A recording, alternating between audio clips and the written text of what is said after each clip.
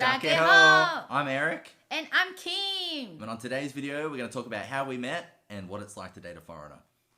Yeah.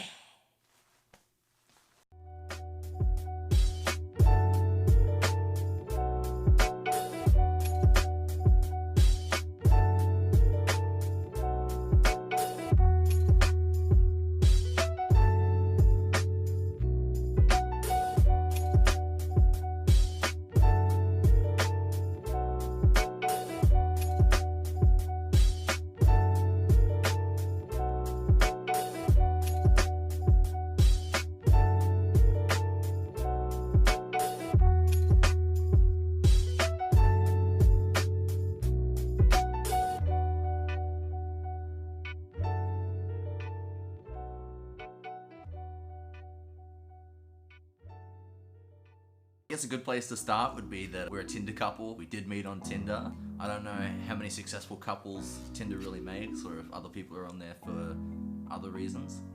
We're probably on there for the same reasons. I think we're both sort of looking for a boyfriend or a girlfriend. Girlfriend looking for a boyfriend. That just sounded weird, didn't it?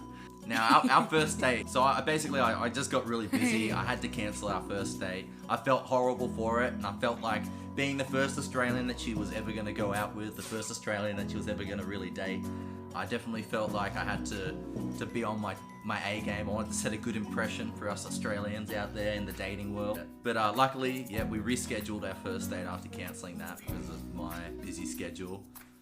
So we've got a crazy cat in the background right now.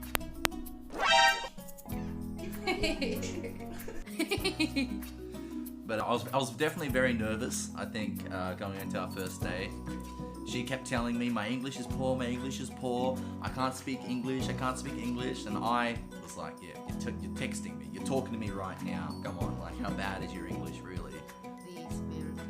Yeah, we spent our whole first date using Google Translate. She has her own translating app that she was using. I can't understand what you said when we first meet. I can't understand. So how do you make a good impression when they can't even understand what you're saying? You better be good looking. Yeah. You better good looking. Yeah. Yeah. But you look so ugly.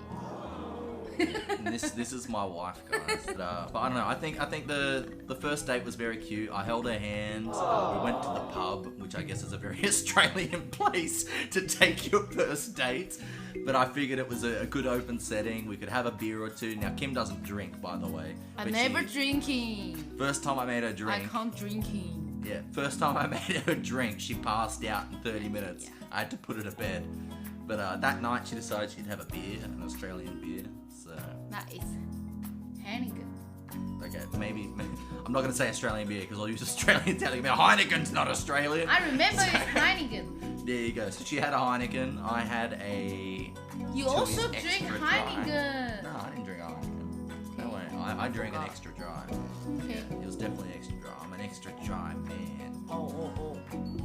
But yeah, and I think after our first date, when it ended, saying goodbye was probably the worst first kiss you could have ever imagined. She just sort of, I don't think she was expecting it, and I was just like, I gotta do this. Like, I can't not go for the first kiss. The first kiss is sort of a must. You know, I've never been on a date where I haven't at least given them a kiss at the end. I feel like if you don't kiss them at the end, they're gonna think that, what's wrong with this guy? Where's his balls? Where's his balls? So, but no, I went in for the first kiss, and it was just very much like I kissed a brick wall. She wasn't expecting it. I don't think she wanted it. Cause I got shocked. Yeah. We just first meet and then you kissed me. But yeah, no, it was very I got cute. shocked because I feel a little bit scary. Yeah. Oh, thanks. Yeah. Kissing me for the first time was scary. You heard it here first. Yeah, it is. Cause I'm so nervous. Yeah. But I think we did good. I think we managed to push through the nervousness. I think that after the first date, it really didn't feel that hard to organise the second date. It felt like it was just really easy. We'd done the hard part. We knew what we were in for. We knew we needed a good translator, but we're both willing. That was the good part. Is that we both wanted to date. We both definitely wanted to be together. We We wanted Yeah. to see each other again and explore where that was sort of going to lead us. So Yeah, because I never think you will be serious. yeah, the whole time, the first 6 months of our relationship is her saying, "You really want to be with me? Are you serious?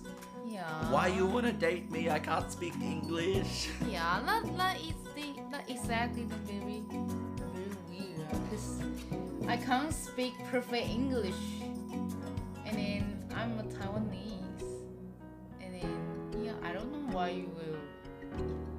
Being Taiwanese is the best part about it. Yeah. So anyway, here we are now. We're married. We're living here in Taiwan. We decided to spend our life here in Taiwan instead of in Australia. We'll have a future video coming up where we'll explain that choice. I'm sure that there's a lot to talk about in that topic. But yeah, I guess Guess what? we're happily married. Would you say What? happily married? What is happily married? It's saying you're happy, Yeah, happily. Yeah, I know. yeah. I got you. but it's just to use. No, good I English. know. Yeah. I know happily. Married. Yeah, happily married. Yeah, I got you. Yep.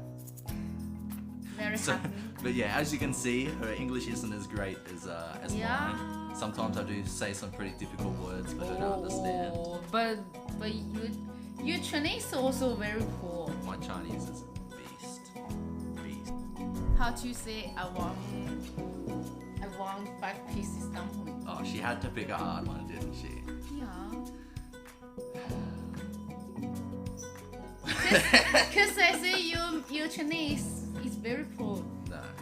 You don't agree, so you need to show people how to say I want 5 pieces dumpling. How to say it? In Chinese? I want 5-piece dumpling. Yeah. Whoa. I've already forgotten. Whoa. 我要 Wo yao. Yao jiao. Come on. For all you non-Chinese speaking people out there, that sounds pretty much the same, doesn't it? It's very different. 我要我可睡觉. Yeah. Yeah. Chinese is perfect. No, very poor. But joking aside, I definitely think that my Chinese needs improvement. So, what are some of the challenges of dating a foreigner? Obviously, I think the language barrier. If you're not willing to be sitting on your phone using a translator, if you're not willing to have trouble communicating, especially when you fight, that can be quite challenging. You really want to convey your message. You really want to tell them what's bothering you, but you just don't know how to make them understand. I think if you're not willing to try and push past that obstacle, it's quite hard. You've definitely got to be willing to step outside your comfort zone, talk to each other through your phone until the language barrier closes enough to you understand each other. What's another point that you think is a challenge of dating a foreigner? Challenge dating. Oh, I know. The foreigner. You guys so dirty. Oh god. Kiss. I was hoping not to cover this. No, cause you guys always shower in the day. Yes, shower before you go out. I don't my do that God. anymore. Disclaimer, I That's so shower at night dirty. now. I'm a night showerer. Why you guys not shower at the Because night? you shower before you go out. When you want to look fresh, you want to look at your best. Yeah, but if you want to let yourself looks beautiful, looks clean, and then you should shower in the day, but you also need to shower at the night, because when you're going out, Yeah. and then you will get dirty or something. You know what I mean? So you have to shower in the night. Yeah. I get you. I'm And converted. then guys. sometimes the foreigner they like wearing the shoes on the bed. Yeah.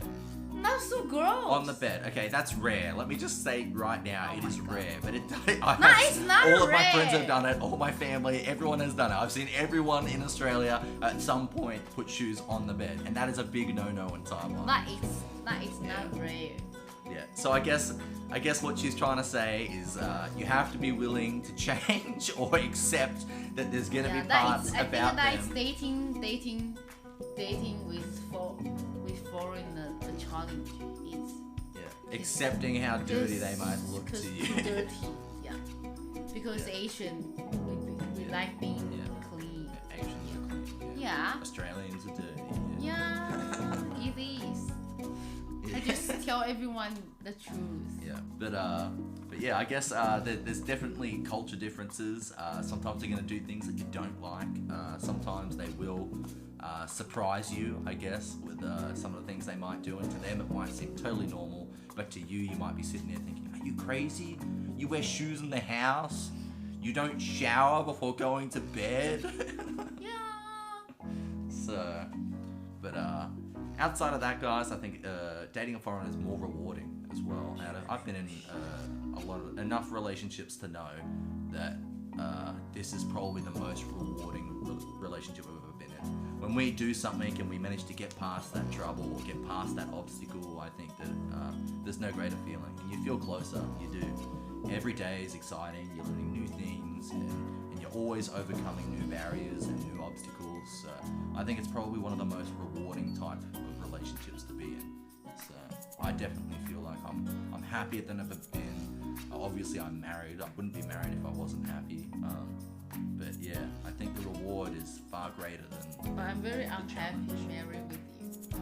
Yeah, we'll see. So yeah, this might be our first and last video, guys. So tips for dating a foreigner. Number one, step outside your comfort zone. If you're not willing to step outside your comfort zone, you're never going to make it work. I think you're always going to be stuck in a point where everything just feels like such a big obstacle. Every challenge is just too great to overcome. So definitely step outside your comfort zone. Be accepting of how they are. Sometimes there's things about them you might not like and you can't change it. That's just who they are. They've been raised that way. That's how they are in their country. That's their culture. There's just certain things that you definitely might not like, and you might just have to let it go. You might just have to get used to it. So I think another good tip would be you got to be willing to travel. I don't think you can make this relationship work unless you're both willing to live part-time in each other's countries. I think if she wasn't willing to come to Australia and I wasn't willing to come to Taiwan, I definitely feel like it wouldn't have worked. So yeah, but I think we've said enough for today's video, guys. I think that's my bum. So here we go. The captain can sign off with us today. So thanks for watching our video, guys. I really appreciate it. Be sure to like, subscribe, and to follow us on Instagram and Facebook, where we post more of our daily lives, a little bit more closer look on what goes on from the day to day. So, but thank you. We hope you will like ours video. Yeah. I'm gonna leave that like that. I'm not cutting it. 再见。